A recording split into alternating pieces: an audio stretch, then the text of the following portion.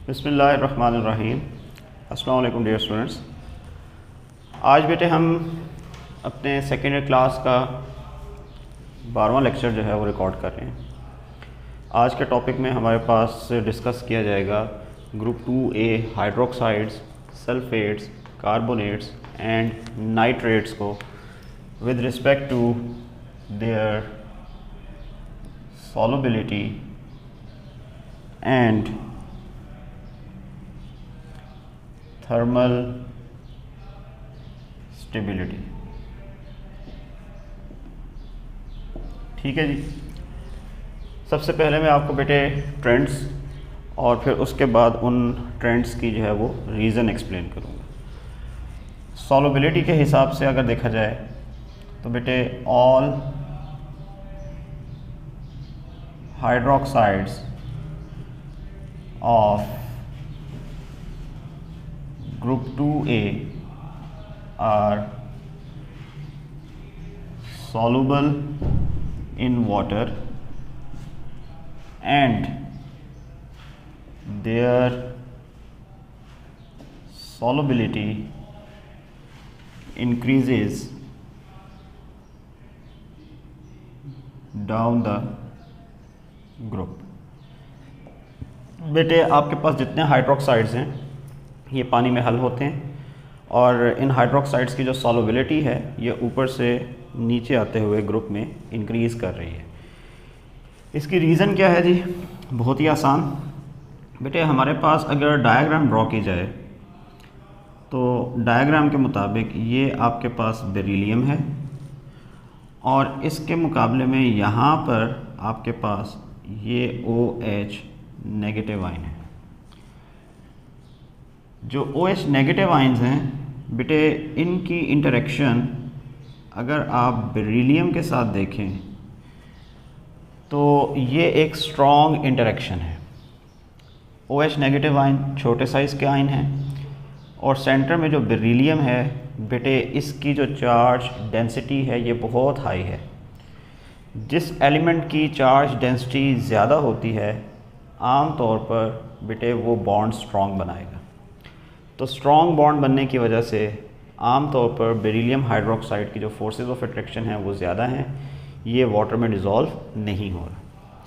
लेकिन आप अगर इसी ग्रुप में नीचे की तरफ आएँ और आप बात करें बेरियम आयन से तो बेटा हाइड्रोक्सिल आयन जो हैं वो तो उतने ही साइज़ के मौजूद होंगे, लेकिन इसके मुकाबले में बेरियम आयन जो हैं ये साइज़ में बिगर होंगे। तो बेटा जितने बिगर आयन होंगे इनकी forces of attraction with the hydroxy यहाँ पे वीक होती जाएगी। साइज़ बड़ा होने से इनकी जो चार्ज डेंसिटी है वो कम हो रही है।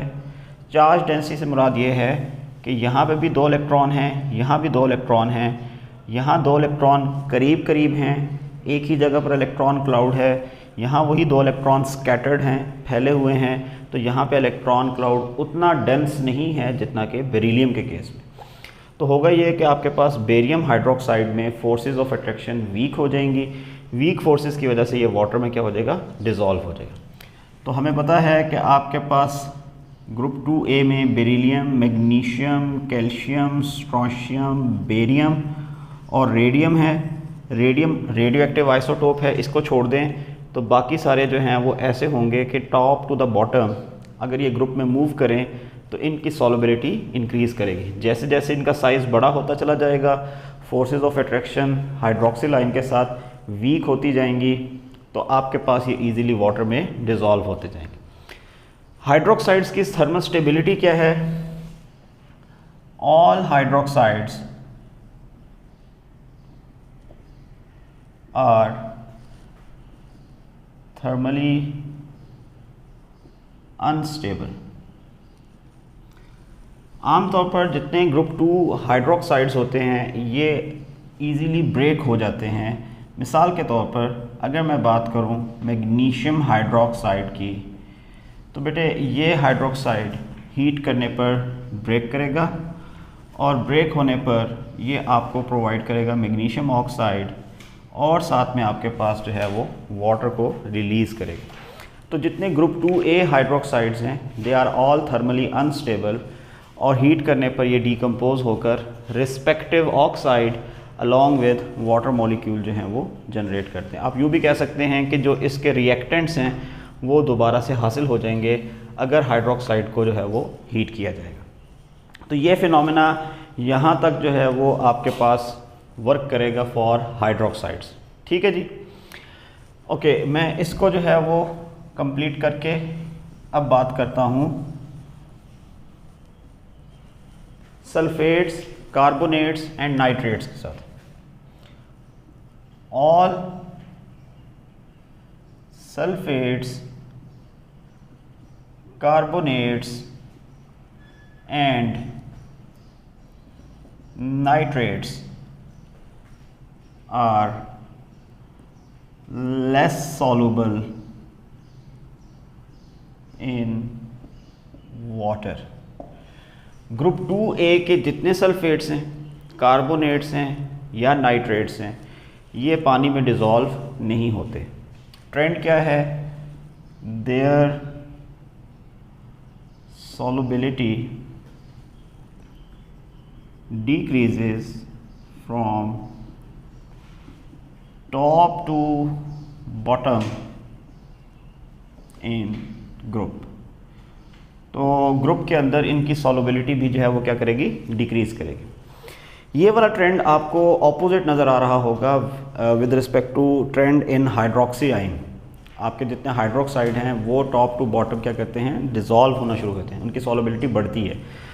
लेकिन बेटा जो सल्फेट्स हैं, कार्बोनेट्स हैं या नाइट्रेट्स हैं, ग्रुप 2A, इनकी जो सॉल्युबिलिटी है वो टॉप टू बॉटम कम होती है। अच्छा, अब इसकी रीज़न क्या है जी? बेटा इसके लिए मैं आपको बड़ी सिंपल सी एक बात बताता हूँ। फॉर एग्ज़ाम्पल आपके पास बेरिलियम +2 आयन है। आपने जो रीज़न लिखनी है वो एक्चुअल जो है मैं आपको स्टेटमेंट क्या होगी वो मैं साथ में एक्सप्लेन करता हूँ। बेरिलियम +2 आयन जो है वो आपके पास स्मॉलर साइज्ड है। इसके मुकाबले में अगर मैं सल्फ़ेट की बात करता हूँ तो जो सल्फ़ेट हैं बेटे ये आपके पास कंपैरेटिवली लार्जर हैं, बिगर हैं as compare two hydroxy ion. अब क्या होगा कि ये जो सल्फ़ेट हैं ये स्ट्रॉन्ग अपोनेंट हैं। ये आम तौर पर अच्छा बॉन्ड बना सकते हैं मेटल आयन के साथ, लेकिन बॉन्ड बनाने के लिए इनको ऐसे मेटल आयन चाहिए कि जिनका साइज़ कंपेरेबल हो with the size of the sulphate, nitrate और कार्बोनेट।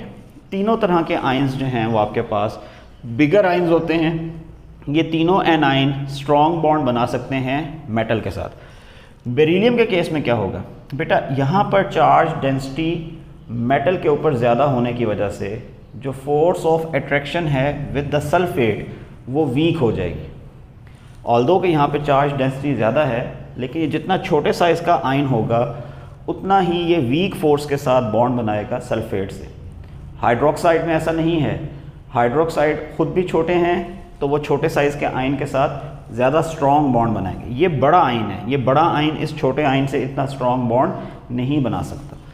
लेकिन अगर हम मौका दें बेरियम आयन को, बेरियम +2 आयन, ये कंपैरेटिवली साइज़ में बड़ा भी है और इसके लिए सरफेस भी ज़्यादा मौजूद है, तो जो सल्फ़ेट आयन है वो इस बेरियम आयन के साथ क्या करेंगे? ज़्यादा स्ट्रॉन्ग बॉन्ड बनाएंगे।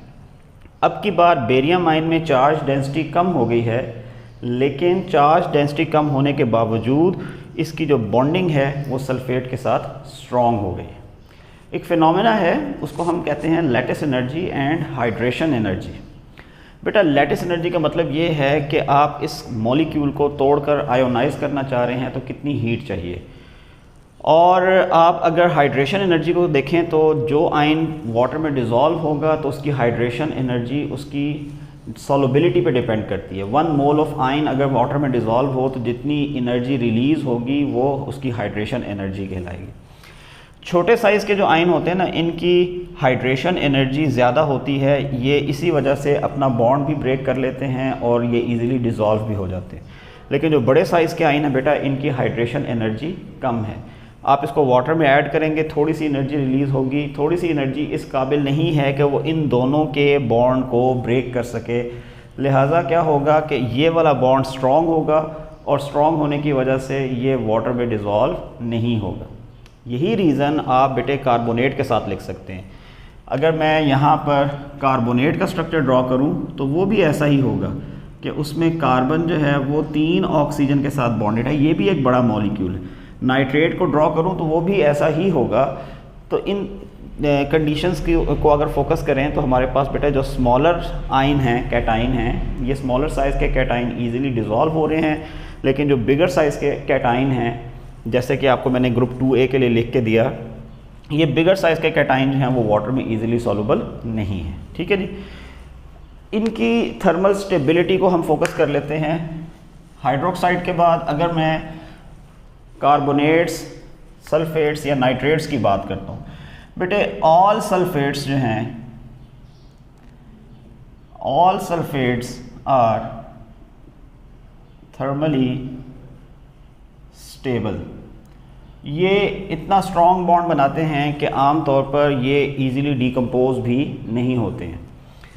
लेकिन ऑल कार्बोनेट्स आर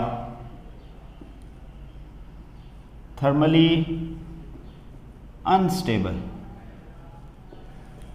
ये जितने कार्बोनेट्स हैं ये थर्मली अनस्टेबल हैं। Their stability increases down the group. लें जनाब, अब आपके पास ट्रेंड कंप्लीट हुआ फॉर कार्बोनेट्स। बेटा thermal stability down the group increase करती है। अब देखें वही वाली बात रिपीट होगी यहाँ पे। अगर मैं बात करता हूँ बेरिलियम कार्बोनेट की, तो बेटा बेरिलियम कार्बोनेट को 25 डिग्री सेंटीग्रेड तक हीट करेंगे, बेरिलियम ऑक्साइड बनेगा और साथ में आपके पास बेटे बन जाएगा कार्बन डाइऑक्साइड। बेरिलियम छोटे साइज़ का आयन है और मैंने अभी आपको बताया कि जो छोटे साइज़ के आयन होते हैं इनकी चार्ज डेंसिटी ज़्यादा होने की वजह से ये इस नेगेटिव आयन से वीक बॉन्ड बनाएंगे। प्लस बेरिलियम को मौका मिल जाएगा यहाँ पर कि ये बड़ी आसानी के साथ ऑक्सीजन से बॉन्ड बना सकता है और ऑक्सीजन से बॉन्ड बनाकर ये सेपरेट हो जाएगा। इसका जो प्रोडक्ट है वो इट्स सेल्फ स्टेबल है, प्लस कार्बन डाइऑक्साइड भी स्टेबल है। तो एक तो बॉन्ड वीक हो गया और दूसरा जो प्रोडक्ट बन रहा है वो रिएक्टेंट के मुकाबले में ज़्यादा स्टेबल भी है। लिहाजा क्या होगा कि बेरिलियम कार्बोनेट हीट करने पे डिकम्पोज हो जाएगा, कार्बन डाइऑक्साइड बन जाएगा और साथ में आपके पास जो है वो बेरिलियम का ऑक्साइड बन जाएगा। तो stability of oxide and carbon dioxide एक रीज़न हो गई, and high charge density and weak bond जो है वो आपके पास यहाँ पे दूसरी रीज़न हो गई। लेकिन अगर हम साइज़ ऑफ द कैटाइन बढ़ा दें, हम मेटल आयन का साइज़ जो है वो बड़ा कर दें, तो बड़े साइज़ के कैटाइन में क्या होगा कि आपके पास स्टेबिलिटी में इजाफा होता जाएगा। लाइक अगर मैं मैग्नीशियम कार्बोनेट की बात करता हूँ, तो बेटा मैग्नीशियम कार्बोनेट MgCO3 को अगर हीट किया जाए तो अबाउट 540 डिग्री सेंटीग्रेड तक हीट करना पड़ेगा, तब जाके मैग्नीशियम ऑक्साइड और कार्बन डाइऑक्साइड बनेंगे। तो आप फ़ौरन से देखें कि यहाँ पे इसका साइज़ बड़ा हुआ, तो जितना कैटाइन का साइज़ बड़ा हो रहा है अब उसकी बॉन्डिंग विद कार्बोनेट उतनी ही स्ट्रॉन्ग हो रही है। जैसे मैंने यहाँ पे बताया कि आपके पास चार्ज डेंसिटी तो कम हो रही है लेकिन बॉन्ड जो है वो आपके पास ज़्यादा अच्छा बन रहा है with the bigger size of an ion. इसी तरह अगर हम बेटे एट द एंड ग्रुप के अंदर बेरियम कार्बोनेट को देखें, तो बेटा बेरियम कार्बोनेट वो है कि अगर इसको हम डीकम्पोज करना चाहें तो इसकी डीकम्पोजिशन हज़ारों में जाके होती है, यानी 1360 डिग्री सेंटीग्रेड तक हमें हीट करना पड़ता है, तब जाके बेरियम ऑक्साइड बनता है और साथ में कार्बन डाइऑक्साइड की फॉर्मेशन होती है। तो आपके पास बेटे ये बात अब बड़ी क्लियर हो गई है कि कार्बोनेट्स थर्मली अनस्टेबल हैं, डीकम्पोज तो होते हैं लेकिन जैसे जैसे कैटाइन का साइज़ बड़ा होता जाएगा, चार्ज डेंसिटी कम होती जाएगी, एनाइन के साथ बॉन्ड अच्छा बनता चला जाएगा, वैसे वैसे बेटे इनके लिए ब्रेक करना मुश्किल होता जाएगा। दूसरे लफ्ज़ों में मैं यूँ भी कह सकता हूँ कि छोटे साइज़ का आयन जो था इसकी लैटिस एनर्जी आम तौर पर अच्छी है, बड़े साइज़ के आयन की लैटिस एनर्जी कम है। यहाँ पर इसको ब्रेक करना थोड़ा सा मुश्किल है, जितना मुश्किल होगा उतना हाई टेम्परेचर दे के आप इसको जो है वो डीकम्पोज करेंगे।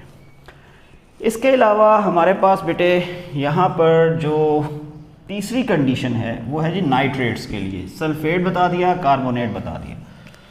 नाइट्रेट्स का क्या है जी? All nitrates are thermally unstable.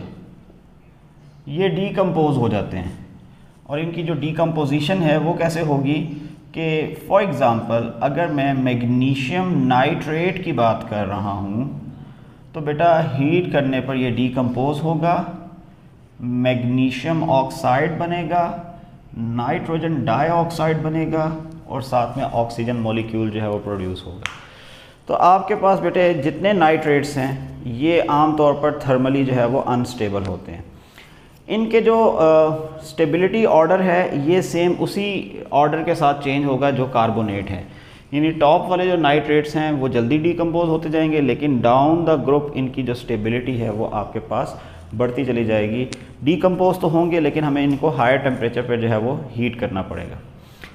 तो ये सारी कहानी बेटे आपके पास आज hydroxides, sulphates, carbonates and nitrates of group 2A elements के लिए थी। आप इस कहानी को एक दफ़ा पढ़ लें, ध्यान से समझ लें और आपको इसमें बहुत ज़्यादा जो है वो कोई डिटेल से बातें नहीं लिखनी होंगी। ये बिल्कुल सिंपल जो है वो पॉइंट्स हैं। इनके टेम्परेचर्स याद कर लें, सॉल्युबिलिटी का ट्रेंड याद कर लें और आपको अगर रिएक्शंस आते हैं तो आप सारी बात जो है वो इजीली क्लियर कर सकते हैं।